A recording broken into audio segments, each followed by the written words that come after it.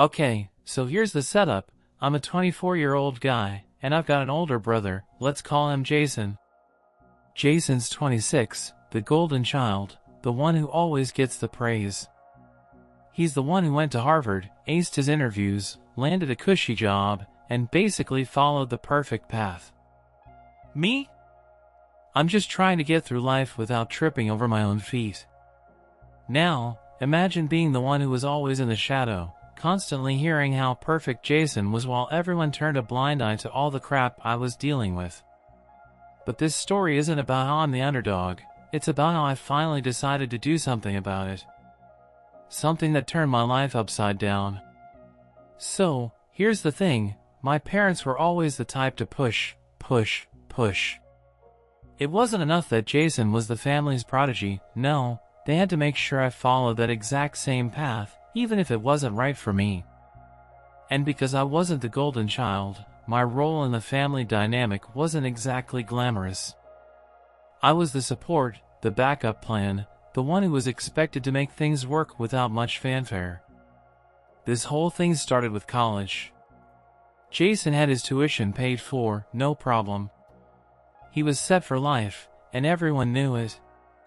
But me? Well, I had to fight for every dime. They expected me to struggle, and in a way, they loved that I was, because it gave them a reason to look at Jason as the one who had it all figured out. Classic. But when Jason decided to go to this super expensive private school, it was a whole other level. My parents thought it'd be a great idea if I helped out with his tuition, because, obviously, I was making money by then, and family was always about supporting each other. They even said, "It'll teach you responsibility." The thing is, I was already doing everything I could to keep my head above water, but I didn't want to rock the boat too much. So, I did what they asked. I agreed to contribute. What they didn't know was that I wasn't going to just hand over the cash without thinking twice. They were too focused on keeping up appearances, on making sure Jason's college life was smooth sailing, that they didn't even bother to ask how I felt about it. I figured, whatever, it's just money, and I'll make it work. But the more I thought about it, the more I realized something wasn't sitting right. The moment of truth came when I got the call to finalize my contribution. It was a week before the semester started, and I was staring at my bank account, trying to figure out how I was going to do this without my own finances crumbling into dust. I was running through the numbers in my head, trying to make it all add up. $15,000 for Jason's tuition, money that I was expected to just hand over, no questions asked. And sure, I could afford it, but I couldn't shake the feeling that I was being set up. That this was part of their plan all along. As the date neared, the pressure grew. My parents called me every other day, asking when I'd send the money, making casual remarks about how proud they were of me for being so selfless and helping out my brother. But deep down, I could feel the sting of resentment. I had never been asked how I felt. No one cared about what I wanted or needed, they were just too wrapped up in making sure Jason's life was perfect. And for the first time, I realized I was tired of playing along with their game. The closer I got to sending that check, the more I started to feel like I was on the edge of a cliff, just about to make a leap. I couldn't do it. I wouldn't do it. Not anymore. I wasn't just a supporting character in a little story. This time, it was my turn to write my own plot. And what better way to do that than by not handing over the money they expected from me? So, I did what anyone in my shoes would do, I backed out. At the last minute, I canceled the transfer. And just like that, everything started to shift. But let me tell you, walking away wasn't as simple as it sounds. The fallout? It was insane. You won't believe how everything unraveled. But that's a story for later. For now, just know this, sometimes, you have to shake things up to get the attention you deserve. You would think backing out of a simple college payment would be no big deal, right? Wrong. What followed was a storm of texts, calls, and guilt trips that made me want to crawl under a rock. It was like I'd opened the gates of hell by not doing what everyone expected. My parents, they went off. At first, it was my dad, calling me from his office, all businesslike, trying to make me feel like I was some sort of delinquent for even considering pulling out. "This is about family," he said. "You can't just leave us hanging like this, son. Your brother worked hard to get into that school." I knew that, but come on. Jason wasn't a saint. He didn't deserve a blank check just because he could juggle textbooks and look good doing it. Honestly, I didn't even know why my parents acted like he was the second coming of Einstein. The guy was charming, sure, but he wasn't perfect. I saw him get into trouble plenty of times, parties, questionable decisions, the whole shebang. But no! It was always, well, Jason has so much potential. Jason this, Jason that. It's like I never even existed unless it was to serve him. But back to the call. My dad was throwing every argument at me, hitting me with guilt and reminding me how this is what good son does. Good son, my ass. A good son doesn't get thrown under the bus just because the other kid has the better future. I didn't give in, though. I stayed calm, even when I wanted to shout. But it wasn't enough to end the conversation on a peaceful note. My dad wasn't done with me.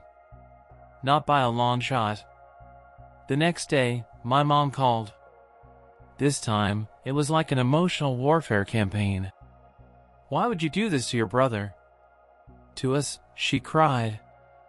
I could hear her voice cracking through the phone, and let me tell you, that was the worst part. She didn't yell. She didn't argue. She just used the softest, most heartbreaking tone. "We're all counting on you. You know we've sacrificed everything for you too." Her words hit like a ton of bricks. You could hear the desperation in her voice. She had no idea that I was just as tired of always being the fallback option as she was tired of pushing me into a role I never wanted. But I wasn't budging. I couldn't. Not after everything that had led up to this moment.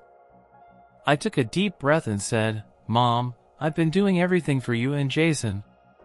This time, I need to do something for me." The silence on the other end was thick, like she didn't know how to respond to that. It was clear now. This wasn't just about the money anymore. This was about control. This was about their plan versus my life. And I was done being the puppet in their family drama. Jason, of course, wasn't taking this lying down. I was fully expecting him to stay out of it, to let the parents handle it and give me the silent treatment. But no! Jason had a way of manipulating the situation to his advantage. He wasn't above using the guilt card either. The texts started coming in right after the phone call with my mom. "What the hell, dude?" he wrote, his messages getting more frantic. "I thought you had my back." The first one felt like an innocent jab, but then they kept coming, each one pushing harder. "We're family. Why are you doing this? This is literally going to ruin everything." I just sat there, staring at my phone, not sure what to say. Here was the brother who had it all handed to him, asking me to bail him out again. He didn't even ask me how I was doing, how my finances were shaping up, or how much I was sacrificing for everyone. It was like I didn't even matter, as long as he got what he needed. The messages kept getting worse, to the point where Jason was threatening to expose my selfishness to the whole family. "Do you want everyone to know you're the one who didn't care about me? About our parents? About the family name?" he said. And that was when the real fight started. It wasn't just about money anymore. It wasn't about whether I was going to send him the cash. No, now it was about how I was being perceived. Jason made it clear that if I didn't follow through, I'd be the villain in this whole drama. The one who let the family down. The tension started building in my head. Every message, every call, every word felt like a blow to my chest. I wanted to lash out. I wanted to tell them all exactly how I felt, the anger, the frustration, the years of never being enough, but I stayed quiet. It wasn't just my parents that were Jason either. Word got out. A couple of distant relatives started texting me too. They all had the same thing to say. "You're really going to do this to your brother?" they asked. "How could you leave him hanging like that?" I felt the weight of their judgment pressing on me from all sides. It was like I was standing alone in a crowd of people, all pointing fingers at me, whispering behind my back. And every time I tried to justify myself, it was like the walls got closer. But no matter how much guilt they threw at me, no matter how many relatives tried to shame me, I kept holding my ground. I wasn't going to let them win this time. This time, it was going to be my decision. It felt like my entire life was on the line. But the question kept echoing in my mind: how much longer would I be okay with being invisible, just a footnote in Jason's perfect life? After I bailed on sending the money, things got real ugly, real fast. It wasn't like I expected things to smooth over. I knew my parents weren't going to just accept that I'd refused to help fund Jason's perfect little college life. But even so, the intensity of what came next was like a slap in the face. And I'm not talking about the subtle kind of slap. This was the kind that made your whole body freeze for a second, wondering if you'd just made the biggest mistake of your life. The phone calls kept coming in, each one more frantic than the last. But there was something different about the one I got from my dad a few days after I pulled out. It was quiet at first. There was no yelling. He didn't try to guilt-trip me immediately. Instead, it was like he was trying to reason with me in this calm, collected tone that felt worse than any scream. It was like he was playing chess, trying to manipulate me without me even realizing it. "Son, I'm just trying to understand. Why would you do this to your brother?" he asked, his voice low, but with that edge of disappointment that cuts deeper than anger. "We've always supported you, always. We thought you understood the importance of family." I could feel the pressure building in my chest, the weight of the conversation pressing down on me.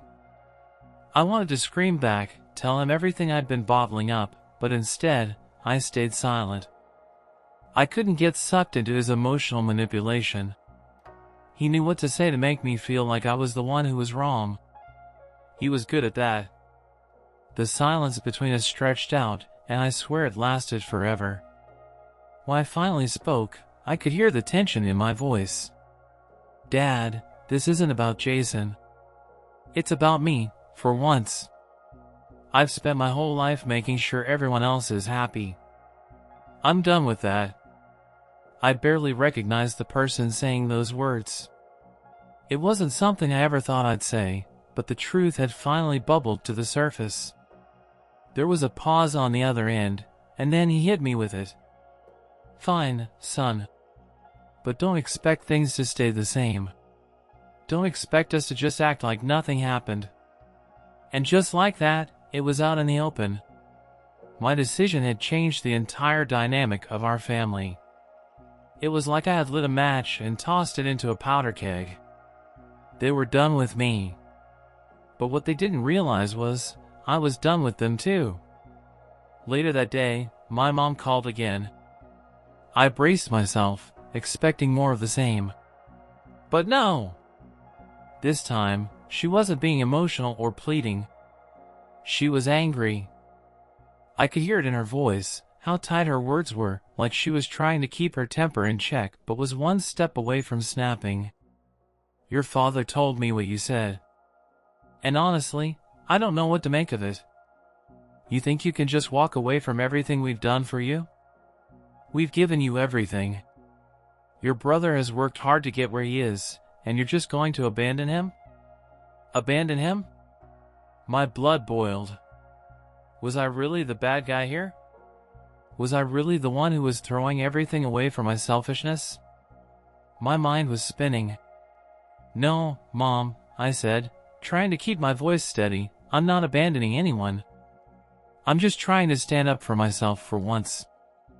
That didn't go over well. She started listing everything they'd sacrificed for me.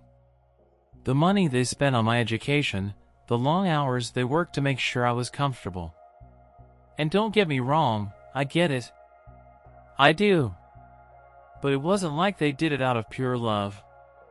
There was always an expectation behind it, an agenda, and I wasn't having it anymore. But the worst part wasn't even that. The worst part was when she told me something I wasn't expecting. "You've changed, you know that? This isn't the son I raised. You've become so selfish. I don't know what happened to you, but you're not the same person anymore." Those words hit hard, harder than anything else. They were meant to make me feel guilty. They were meant to make me question everything. And for a split second, they almost did. But I shook it off. This wasn't about them. It was about me. And then, just when I thought the pressure had reached its peak, Jason came at me from a completely different angle. He wasn't angry at first, no, he was being understanding.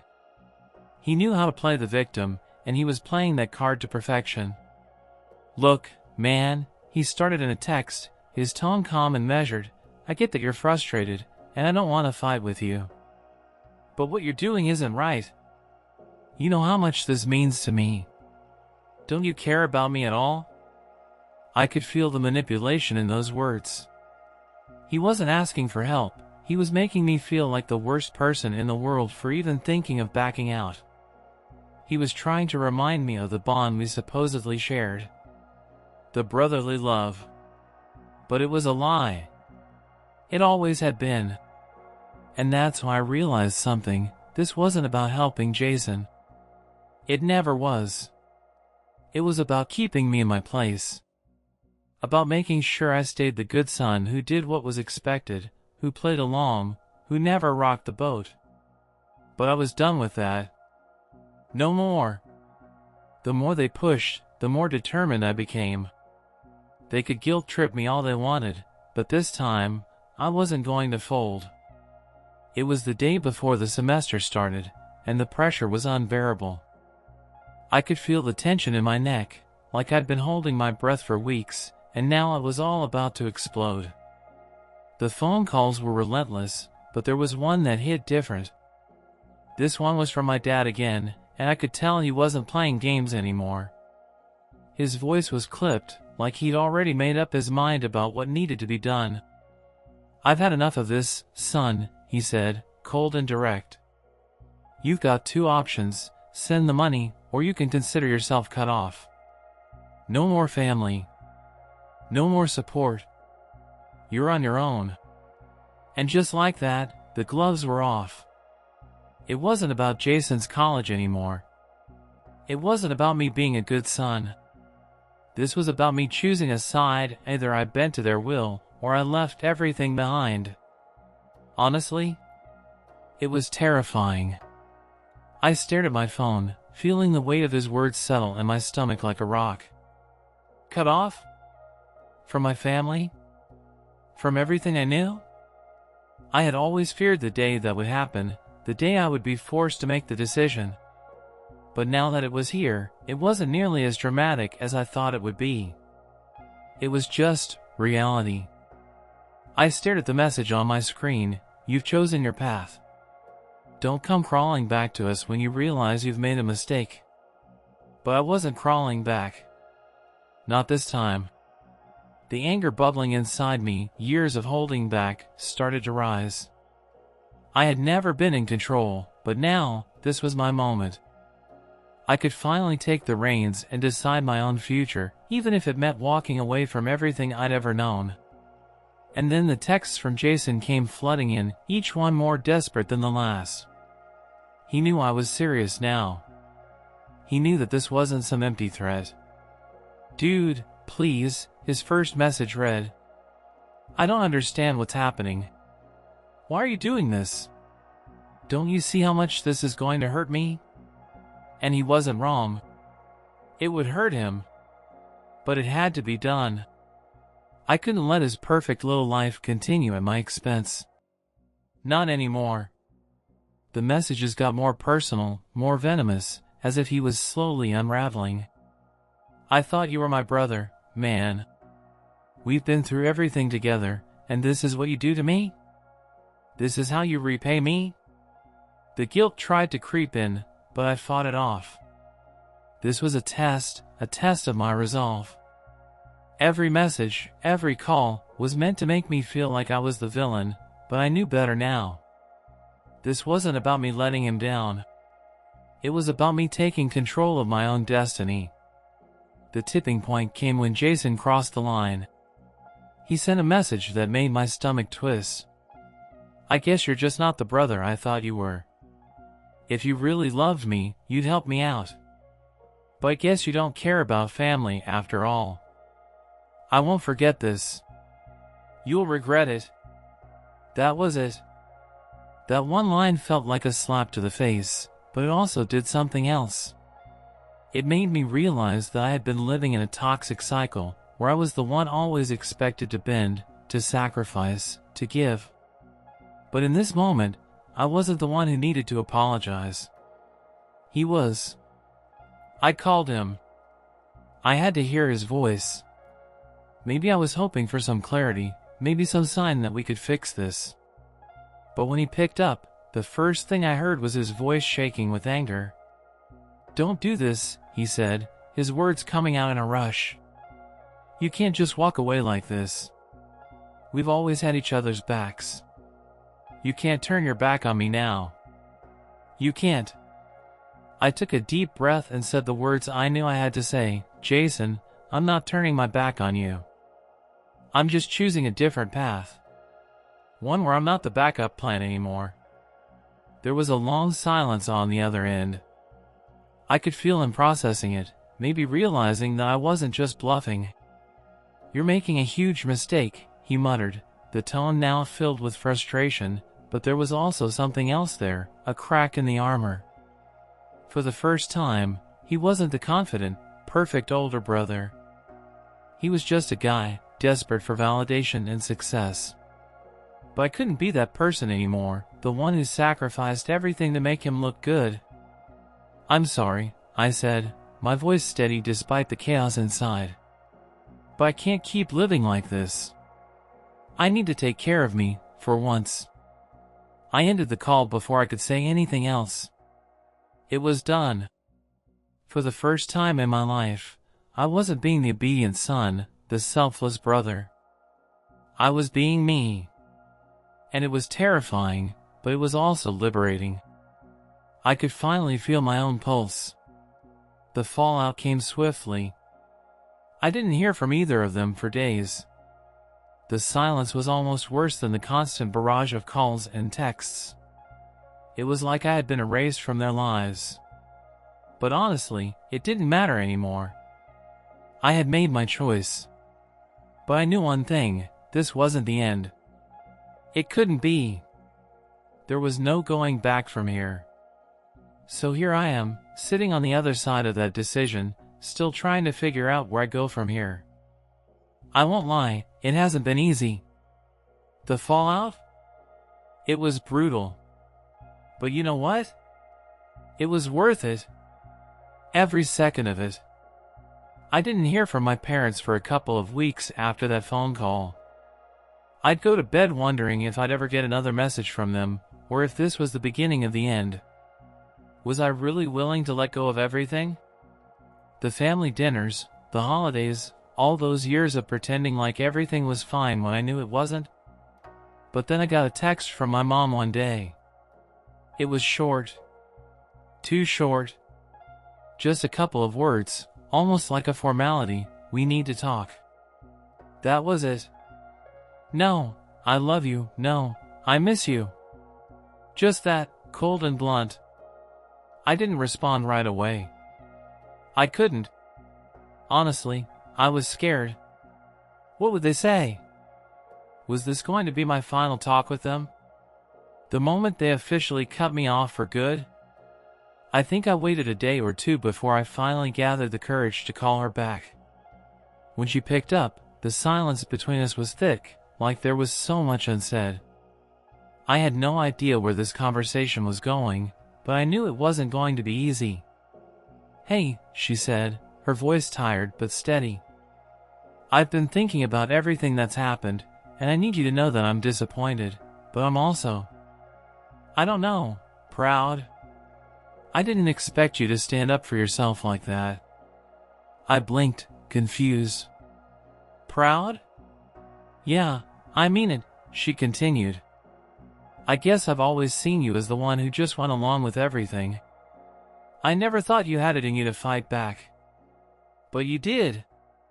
And I respect that. It wasn't the apology I was hoping for. It wasn't some grand gesture of reconciliation. But it was something. It was a crack in the wall, a glimmer of hope that maybe, just maybe, there was room for change. That conversation didn't fix everything, though. My dad still wasn't talking to me. And Jason? Well, Jason was a whole different story. A couple of weeks later, I finally got a call from him. I didn't expect it. After all the venom in his texts, I thought he'd shut me out completely. But here he was, calling me up, sounding more defeated than angry. "Hey, man," he said, his voice rough. "I've been thinking about everything. And I guess I was just mad. I'm sorry I came at you like that. I wasn't sure if I was hearing things right. Was this really Jason apologizing? The golden child who always had it all together? I get it now," he went on, his tone softening. "I was wrong to put that pressure on you. I didn't realize how much you were giving up. I was just scared. Scared of failing without you helping me out. But I shouldn't have tried to guilt trip you into giving me money. That's not what brothers do." I wasn't sure what to say. Part of me wanted to just accept the apology, to let the past go and move forward. But another part of me, probably the part that had been holding a grudge for years, wasn't ready to forgive him that easily. "You know, Jason," I said, trying to keep my voice even, "I've always had your back. But I needed to have my own back, too. I've been so focused on making sure you were okay, that I never took the time to ask myself if I was okay. I had to do this for me." There was silence on the other end of the line. It wasn't uncomfortable, though. It was just a pause. A moment of understanding. After a minute, Jason finally spoke. "Yeah. I get it. And you're right. I don't think I ever really realized what you were going through. I'm sorry for making you feel like you owed me something. You don't. I guess I was just afraid of being on my own. I could feel the walls between us starting to break down. Slowly, but surely.